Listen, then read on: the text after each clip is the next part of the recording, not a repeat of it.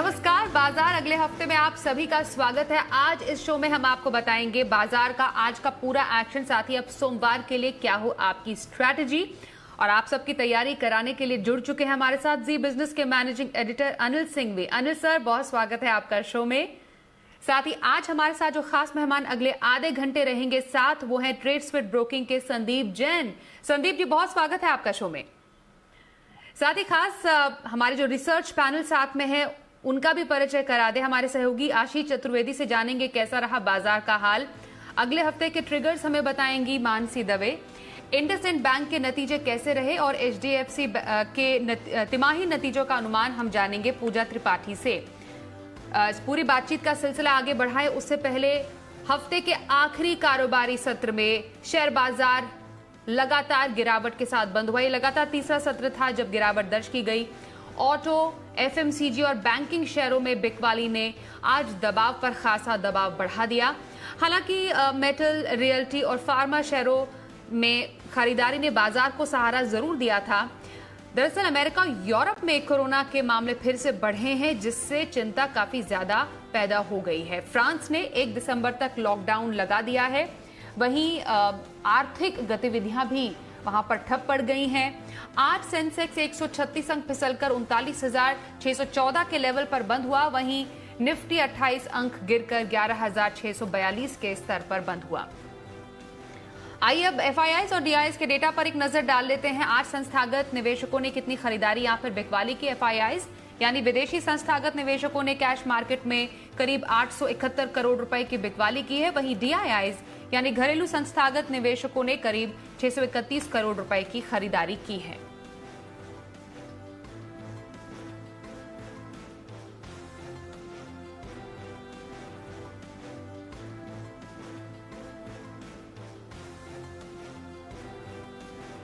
चलिए आज के बाजार पर एडिटर स्टेक के लिए सीधे अनिल जी आप ही के पास आ रहे हैं। आज का दिन बाजार के लिए काफी ज्यादा इंपॉर्टेंट था। एक तो ग्लोबल क्यूज, दूसरा नतीजों का सीजन, लेकिन आखिरी दिन बाजार गिरावट के साथ ही बंद हुए हफ्ते के। आज के सत्र को कैसे देखते हैं आप? पूरे हफ्ते के ट्रेंड की तरह ही भारतीय बाजारों में शुक्रवार को आज आखिरी ट्रेडिंग सेशन में भी वैसा ही कारोबार दिखा। उतार चढ़ाव के बीच ऊपरी स्तरों से मुनाफा वसूली और निचले स्तरों से खरीदारी। बंद हुए 28 अंकों के नुकसान के साथ निफ्टी पर, लेकिन निचले स्तरों से 100 पॉइंट की रिकवरी भी आती दिखी। कुछ अहम लेवल बाजार ने तोड़े भी, 11,600 के नीचे गए भी और ट्रेड भी करते हुए दिखे, लेकिन आखिरी घंटे की रिकवरी काम आती हुई दिखी और हल्के नुकसान के साथ बंद हुए। और उसकी वजह थी रिलायंस के शेयर में नतीजों से पहले की शानदार रिकवरी। इससे निफ्टी बड़े नुकसान से बच पाया, लेकिन बंद हुआ 11,650 के बेहद करीब। नतीजों का सीजन पूरे जोरों पर है और यही वजह कि भारतीय बाजारों में निचले स्तरों से थोड़ी बहुत वापस से खरीदारी आती दिख रही है। बाकी ग्लोबल संकेत उतनी मजबूती के हैं नहीं और जो नई सीरीज की शुरुआत, नवंबर सीरीज की शुरुआत भारतीय बाजारों ने आज से की है, वो भारी भरकम ओपन इंटरेस्ट के साथ की है। Put call ratio higher side पर था और एफआईज की जो पोजीशन है तेजी की वो थी कम।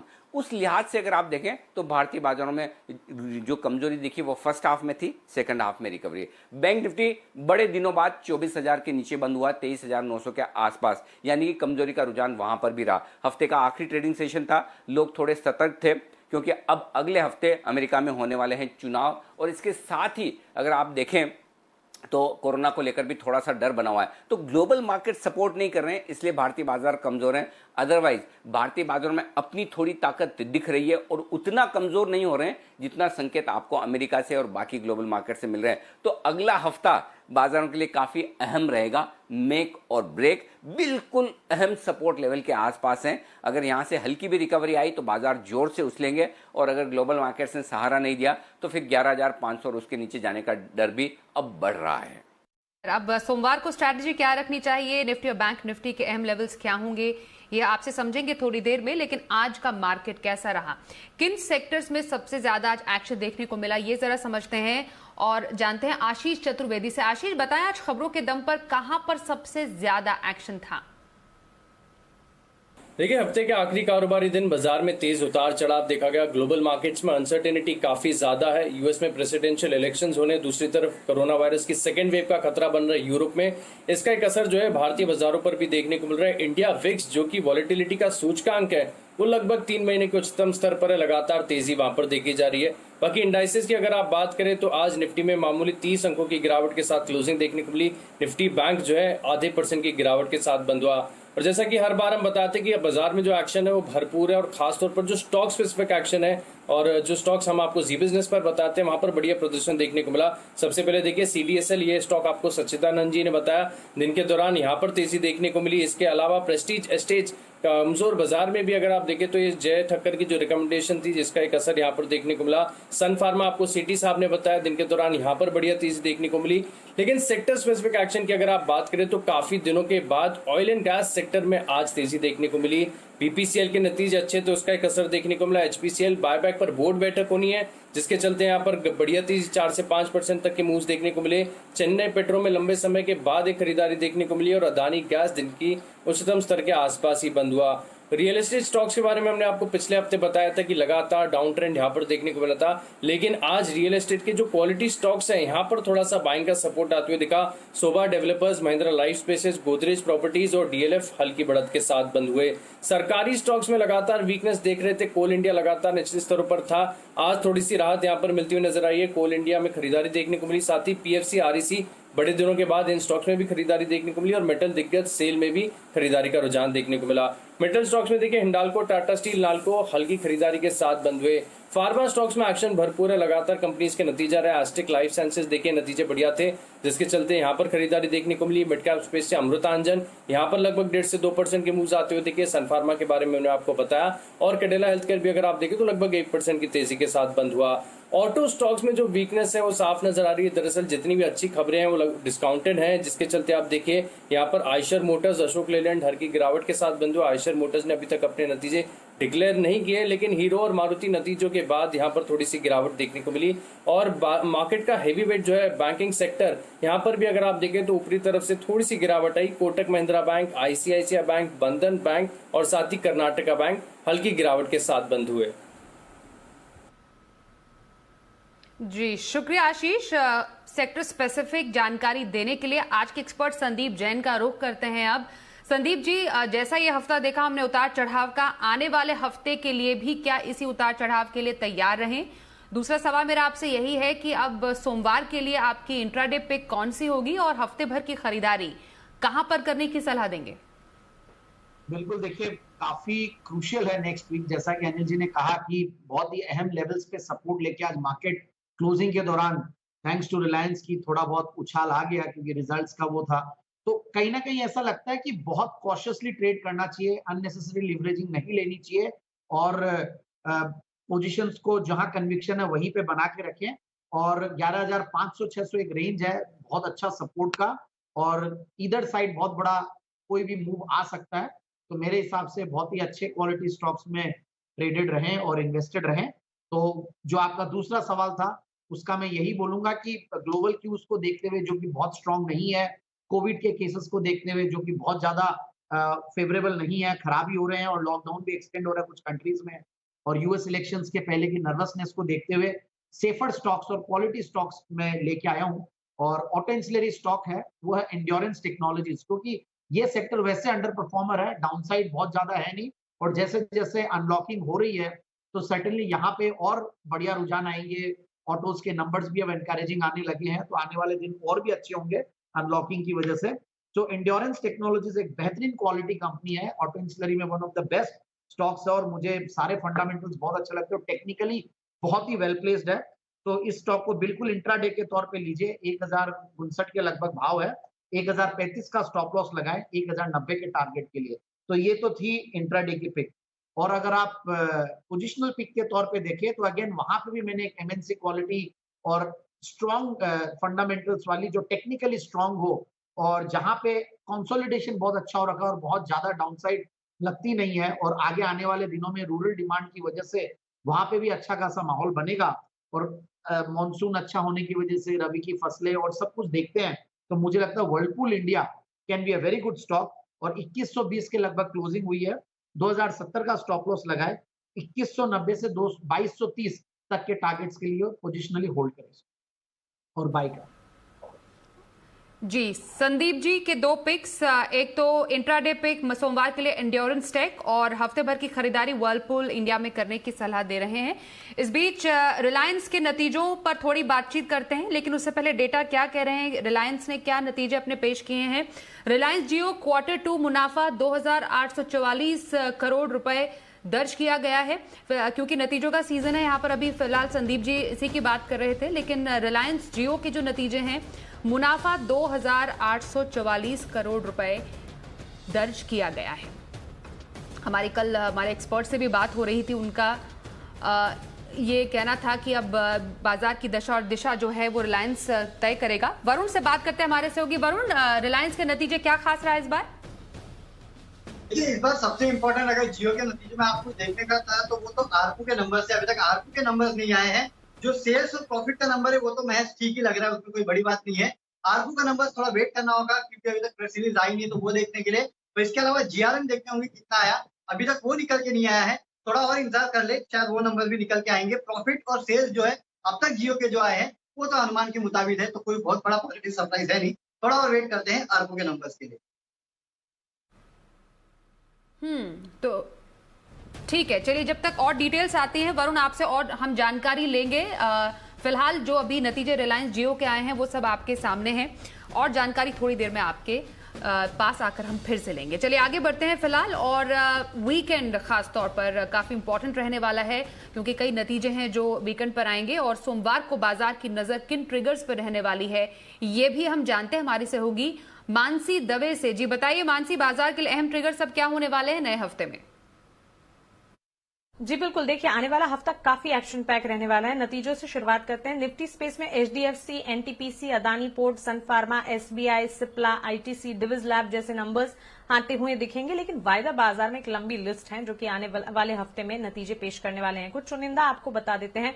Escorts, Cadila healthcare, PNB, Bandhan bank, PVR, Muthoot finance, Godrej properties, Apollo tyre, Pidilite, Lupin, HPCL, Tata consumer, Manappuram finance, Voltas जैसी तमाम कंपनियों के नतीजे आने वाले हफ्ते में पेश होते हुए हम देखेंगे। इसके अलावा 2 नवंबर सुप्रीम कोर्ट में लोन मोरेटोरियम मामले पर अगली सुनवाई होने जा रही है। हेक्सावेयर की डीलिस्टिंग इस दिन हो जाएगी। 3 नवंबर बिहार विधानसभा के लिए दूसरे चरण की वोटिंग होगी। 3 फेजेस में वोटिंग हो रही है और दूसरे चरण की वोटिंग जो है 3 नवंबर को होती दिखेगी। इसी दिन अमेरिका में राष्ट्रपति चुनाव होने जा रहे हैं। 4 नवंबर के दिन एफओएमसी की 2 दिवसीय बैठक शुरू होगी। 5 नवंबर लोन मोरेटोरियम को लेकर एक इंपॉर्टेंट अपडेट। 5 नवंबर तक कर्जदारों के खाते में रकम क्रेडिट करनी होगी कर्जदाता को, तो इस पर भी फोकस रहेगा। इसी दिन प्रधानमंत्री मोदी ग्लोबल निवेशकों से बातचीत करेंगे, खासतौर से चीन से निकलने वाली मल्टीनेशनल कंपनियों को आकर्षित करने पर इस बैठक में फोकस रहेगा। इसके अलावा Mumbai, Pune, Hyderabad bullet train corridor के टेंडर के लिए पहली प्रीबिड मीटिंग जो है वो 5 नवंबर को होने जा रही है। अमेरिका में राष्ट्रपति चुनाव के नतीजे आना शुरू होंगे। धीरे धीरे रुझान समझ आएंगे और पता चलेगा कि कौन आगे है। और 6 नवंबर अंत में अंबुजा सीमेंट अंतरिम डिविडेंड की रिकॉर्ड डेट होगी। शुक्रिया मानसी, अगले हफ्ते के इंपॉर्टेंट इवेंट्स हमें बताने के लिए। आगे बढ़ते हैं। अब कई जो नतीजे आ जाए उनमें से इंडसइंड बैंक के नतीजे भी आए हैं। कैसे रहे नतीजे बताने के लिए सीधे रुख करते हैं हमारी सहयोगी पूजा त्रिपाठी का। पूजा बताएं, इंडसइंड बैंक के नतीजे क्या रहा खास इस बार? जी, इंडसइंड बैंक के नतीजे अगर देखा जाए तो हमारे अनुमान के मुताबिक ही नंबर्स आए हैं, जिस तरह के नंबर्स हम एक्सपेक्ट कर रहे थे। इसमें पॉजिटिव बात ये हुई है, जैसा कि पहले भी आपको बताया जाता है कि एसेट क्वालिटी में सरप्राइज देखने को मिल सकता है, और वैसा ही हुआ। ग्रॉस एनपीए, नेट एनपीए दोनों के फ्रंट पर नंबर्स अच्छे हैं, कमी वहां पर देखी गई है। स्लिपेजेस के आंकड़े भी अगर तिमाही दर तिमाही देखेंगे तो इस बार 300 करोड़ के आसपास के नंबर्स आए हैं, जो ये काफी अच्छे हैं। इसके अलावा एनआईआई में 13% की बढ़त हुई है। मुनाफा 56% घटा है कंपनी का। माफ कीजिएगा, यहाँ पर 53% की गिरावट यहाँ पर देखने को मिली है, और जो प्रोविजनिंग के आंकड़े हैं वो 166% बढ़े हैं। हमारा अंदाजा भी यही था, और उसी के कारण दिख रहा है कि मुनाफे में इस बार दबाव देखने को मिल रहा है। तो नंबर्स अनुमान के मुताबिक है। ग्रॉस एनपीए और नेट एनपीए दोनों में ही कमी देखने को मिली। ओके, इंडसइंड बैंक के नतीजे तो हमने समझ लिया आपसे पूजा। एचडीएफसी के तिमाही नतीजे क्योंकि आएंगे, अनुमान क्या कहता है? जैसे मुनाफा, प्रोविजनिंग पर कितना असर देखने को मिल सकता है पूजा?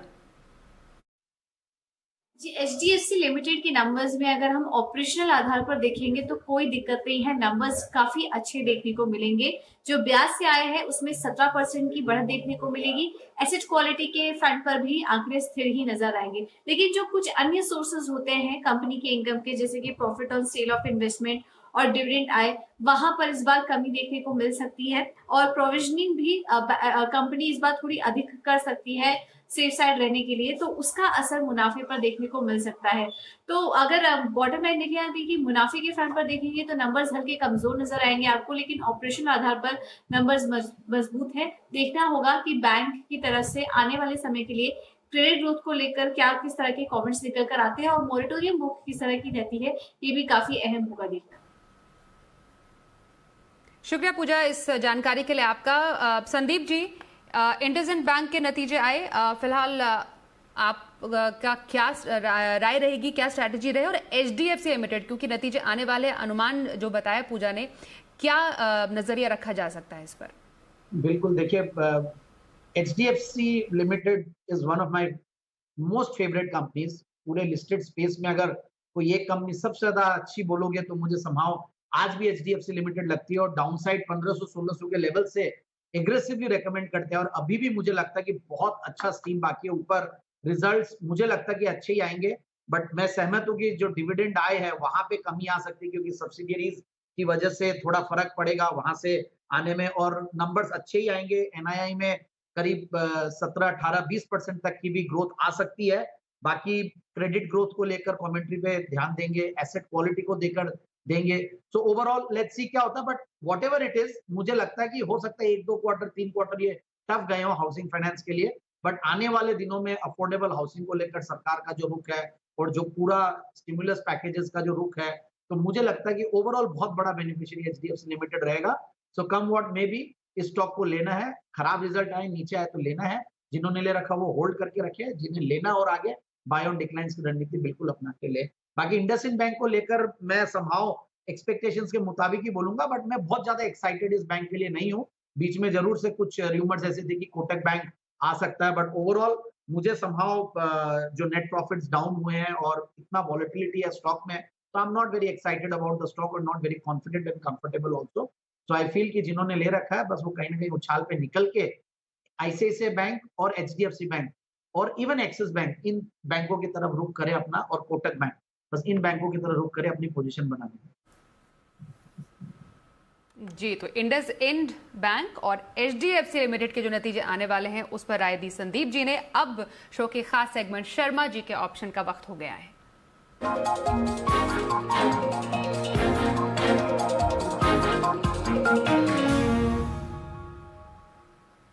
HDFC सिक्योरिटी से VK शर्मा जी हमारे साथ जुड़ चुके हैं एक बार फिर से शो में। सर, आपका स्वागत है। कौन सा कमाई का बम्पर ऑप्शन बताने वाले हैं सोमवार के लिए आप? नमस्ते स्वाति जी, आपको, आपके सभी दर्शकों को। आज मैं एक इकलौता ऑप्शन लेके आया हूँ, वो है BPCL। हालांकि बाजार थोड़े कमजोर हैं, केसेस यूरोप में, अमेरिका में बढ़ रहे हैं, और ऐसे वक्त के अंदर जब डॉलर भी थोड़ा बढ़ रहा है तो यहाँ पे थोड़ी दिक्कतें हमको कमोडिटी मार्केट में देखने को मिल रही हैं। ऐसे वक्त के अंदर जब बाजार के अंदर कॉन्फिडेंस नहीं है तो एक ऐसा क्षेत्र है जहाँ पे थोड़ा सा कॉन्फिडेंस बनता है, वो है रिफाइनरी का सेक्टर, और उसका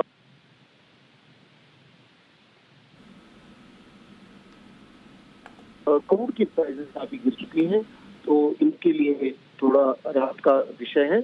और 360 रुपए की कॉल में पोजीशन के अंदर सजेस्ट कर रहा हूँ 14.3 रुपए पे लेने के लिए।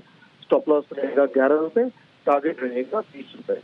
अगर आप चाहें कि अगर आपके चांसेस बढ़ाना चाहते हैं सेक्टर के, तो बेहतर होगा कि आप इसको नीचे लें।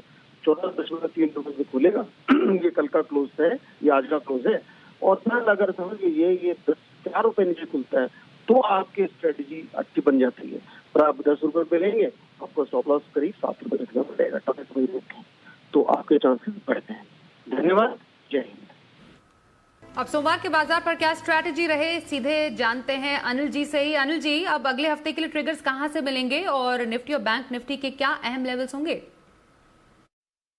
जहां तक सोमवार का सवाल है, ट्रिगर्स में कोई खास कमी नहीं, वही है। अमेरिका में किस तरह का ट्रेडिंग सेशन होता है और सोमवार को डाउ फ्यूचर्स कैसा ट्रेड करते हुए नजर आते हैं, वो भारतीय बाजारों की ओपनिंग तय करेगा। देखिए, मैं लगातार 3 दिनों से कह रहा हूं कि हम खुलेंगे तो अमेरिकी बाजारों के हिसाब से, लेकिन उसके बाद भारतीय बाजार अपनी चाल पकड़ने की कोशिश पूरी कर रहे हैं और ऐसे में हमारे लिए एक और अहम ट्रिगर होगा रिलायंस के नतीजों का। तो ये ट्रिगर्स आपको भारतीय बाजारों में सोमवार को ओपनिंग करते हुए नजर आएंगे। लेकिन उसके बाद जो सपोर्ट लेवल निकल कर आ रहा है 11,500 11,550, ये मजबूत सपोर्ट जोन है निफ्टी पर और आसानी से टूटने वाला नहीं है। ऊपरी स्तर पर 11,725 11,775 ये रुकावट की रेंज है, इसके पार निकलेंगे तो फिर फ्रेश खरीदारी और तेजी बनती दिखेगी। बैंक निफ्टी अपने अहम सपोर्ट लेवल के बेहद करीब पहुंचा। आज 23,450 23,550 बैंक निफ्टी पर मजबूत सपोर्ट आप मानकर चल सकते हैं। ऊपरी स्तर पर 24,250 से लेकर 24,350 वो रेंज है जहां पर लगातार प्रॉफिट बुकिंग आती हुई दिख रही है। नतियों के लिहाज से वीकेंड और उसके बाद सोमवार बड़ा रहने वाला है और अगले हफ्ते फुल फ्लेज नतियों का सीजन चलेगा, तो उस लिहाज से एक्शन भरपूर रहेगा। अमेरिका के चुनाव भी होंगे, कोरोना को लेकर भी बात किस तरह से आगे बढ़ती है, अच्छी या बुरी, विदेशों में भी और भारत में भी, इस पर नजर रहेगी। तो ढेर सारा एक्शन है और अगले हफ्ते आपको 5 ट्रेडिंग सेशन दमदार एक्शन मिलने वाला है, उसके लिए तैयार रहिएगा। शुक्रिया अनिल जी हमारे साथ शो में शामिल होने के लिए आपका। अब Sandeep ji, long term view कहां पर रखें? बिल्कुल, बहुत ही फैंटास्टिक कंपनी लाया हूं आज मैं और एग्री थीम पे वैसे ही बहुत बुलिश हूं मैं। काफी दिनों से काफी सारे स्टॉक्स इस थीम पे दे रहा हूं। बेयर क्रॉप साइंसेस एक क्वालिटी कंपनी है और बहुत पुरानी उम्दा एक एमएनसी कंपनी है, लाइफ साइंस कंपनी बोल लीजिए। 150 साल की हिस्ट्री है और इंडिया में करीब 120 साल से कार्यरत है। करीब 7 प्लांट्स इनके काम करते हैं और करीब 12,000 डायरेक्ट एम्प्लॉइज हैं। So overall crop sciences, pharmaceuticals, consumer health, animal health, ये सारे डिविजन्स है। ये तो गई ओवरऑल कंपनी के बारे में। बाकी में सबसे बढ़िया बात जो लगती है, फंडामेंटल्स बहुत ही बेहतरीन, क्वार्टरली नंबर्स बहुत ही बेहतरीन। आप जिस तरीके से 30 के रिटर्न ऑन कैपिटल एम्प्लॉयड पे कंपनी काम करती है, रिटर्न ऑन इक्विटी करीब 23-24, डिविडेंड यील्ड अगेन ये एमएनसी जानी जाती है बेहतरीन डिविडेंड यील्ड के लिए, तो 0.25% का डिविडेंड यील्ड है। पिछले 3 साल का प्रॉफिट का कैगर फैंटास्टिक है, करीब 26% के लगभग। जीरो डेट कंपनी है, यहाँ तो कोई बोलने की वैसे जरूरत लगी नहीं, बट ओवरऑल फैंटास्टिक कंपनी और थीम बहुत जबरदस्त है। एग्री थीम, रूरल थीम, ये चलने वाली है इंडिया में और मुझे लगता है कि एक इतनी क्वालिटी कंपनी बहुत आराम से लिया जा सकता है। डाउनसाइड पे घबराए नहीं, नीचे आने पे और एक्यूमुलेट करना है, एवरेजिंग भी कर सकते हैं। और मुझे ऐसा लगता है कि 6250 के लिए, 6350 के टारगेट्स के लिए इस कंपनी को 6 से 9 महीने के लिए बिल्कुल लिया जा सकता है। बेयर क्रॉप साइंस में लंबी अवधि का नजरिया रखने की सलाह संदीप जैन की। अब ऑप्शन की स्ट्रैटेजी जानने के लिए श्रीकांत चौहान जी का रुख करते हैं कोटक सिक्योरिटी से। श्रीकांत जी, स्वागत है आपका। सोमवार को ऑप्शन की रणनीति कहां बनाएं? बिल्कुल, देखिए यहाँ पे अगर मार्केट देखा जाए तो मार्केट एक इन बिटवीन में है और यहाँ पे स्टॉक स्पेसिफिक व्यू रखना काफी जरूरी है। मुझे लगता है कि टाटा स्टील में वैसे काफी अच्छी तेजी बनी है और हम टाटा स्टील के कॉल ऑप्शन को लॉन्ग करके चल सकते हैं। 410 का जो कॉल ऑप्शन है, स्ट्राइक प्राइस है, उसे हम बाय करेंगे 20-21 रुपए के रेंज में अभी ये ट्रेड कर रहा है और यहाँ पे स्टॉप लॉस रखना है हमें 10 रुपए का, टारगेट है 35 से 40 रुपए का। साथ ही साथ मुझे लगता है कि सन फार्मास्यूटिकल ये एक स्टॉक काफी गिर चुका है, ओवरसोल्ड टेरिटरी में आ चुका है और यहाँ पे हमें 480 के स्ट्राइक प्राइस का कॉल ऑप्शन बाय करना है। 16 से 17 रुपए के आसपास वो अवेलेबल है। स्टॉप लॉस 12 रुपए का रखना है और 30 से 35 रुपए का हम टारगेट सोच सकते हैं।